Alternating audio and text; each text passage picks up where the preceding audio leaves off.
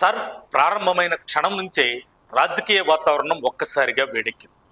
ఎవరికి లాభం, ఎవరికి నష్టం, ఎందుకు కొన్ని పార్టీల్లో కంగారు, ముఖ్యంగా ప్రధాన ప్రతిపక్ష హోదా లేక ఇబ్బంది పడుతున్న వైసీపీలో ఈ కంగారు అధికంగా ఉంది. ఈరోజు ఈ మొత్తం విషయాన్ని స్పష్టంగా పాయింట్ టు పాయింట్గా చూద్దాం. సర్ అంటే ఏమిటి, ఎందుకు ముఖ్యం? సర్ అంటే ఓటర్ల జాబితా సమగ్ర పరిశీలన, బోగస్ ఓట్లు, డూప్లికేట్ ఓట్లు, చనిపోయిన వారి పేర్లు, తప్పుడు అడ్రస్లతో ఉన్న ఓట్లను తొలగించే ప్రక్రియ. ఇది దేశవ్యాప్తంగా జరిగే సాధారణ ప్రక్రియే, కానీ ఆంధ్రప్రదేశ్లో మాత్రం ఇది రాజకీయంగా పెద్ద చర్చగా మారింది. గత ప్రభుత్వ హయాంలో లక్షలాది బోగస్ ఓట్లు చేర్చారన్న ఆరోపణలు విపక్షాలు, అదే నేటి పాలక కూటమి నుంచే వచ్చాయి. అది ఎలా అంటే ఫామ్ 7 దుర్వినియోగం, ఇతర పార్టీల మద్దతుదారుల ఓట్ల తొలగింపు, అప్పట్లో ప్రభుత్వ అధికారులను ఒత్తిడి చేసి ఓటర్ల జాబితా మార్చటం, ఇలాంటి ఆరోపణలు అప్పట్లో పెద్ద చర్చ అయ్యాయి. ఇప్పుడు సర్ ప్రారంభం కావడంతో ఆ అక్రమ ఓట్లు బయటపడతాయేమో అన్న భయం కొన్ని వర్గాల్లో కనిపిస్తుంది. ప్రస్తుత రాజకీయ చర్చ ప్రకారం వైసీపీ అగ్రనేతలు ముందుగానే రక్షణ చర్యలు ప్రారంభించినట్లు రాజకీయ వర్గాలు చెబుతున్నాయి.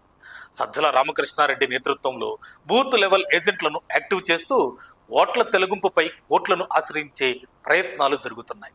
కానీ ప్రశ్న ఏమిటంటే, ఇది నిజమైన ఓటర్లను కాపాడుకోవడానికా, లేక అక్రమంగా చేర్చిన ఓట్లు తొలగించకుండా అడ్డుకోవడానికా అన్న సందేహం రాజకీయ విశ్లేషకులు వ్యక్తం చేస్తున్నారు.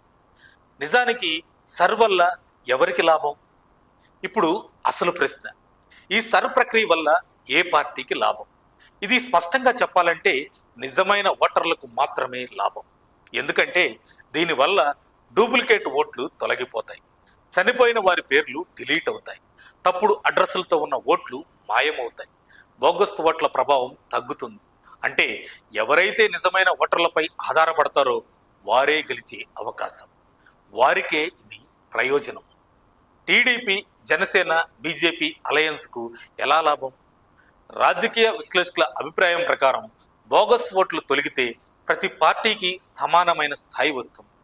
అలయన్స్ పార్టీలైన టీడీపీ, జనసేన, బీజేపీ వీటి మద్దతుదారులుగా ఎక్కువగా నిజమైన రిజిస్టర్డ్ ఓటర్లే అని కొన్ని విశ్లేషణలు చెబుతున్నాయి.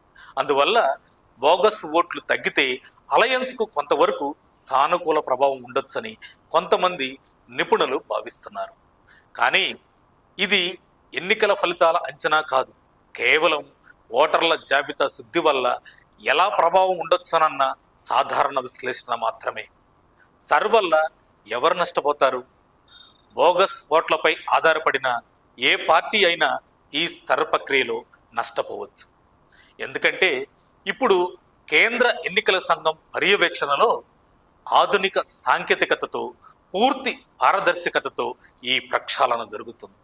గతంలో జరిగిన తప్పులు ఇప్పుడు బయటపడే అవకాశం స్పష్టంగా ఉన్నాయి.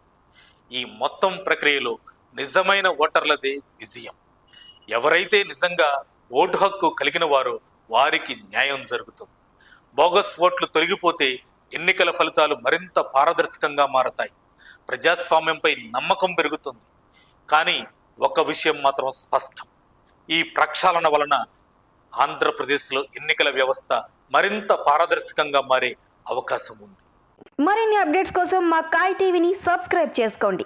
మా వీడియో కనుక మీకు నచ్చినట్లయితే లైక్ చేయండి, షేర్ చేయండి. మీ విలువైన అభిప్రాయాలను కామెంట్ బాక్స్లో తెలియజేయండి.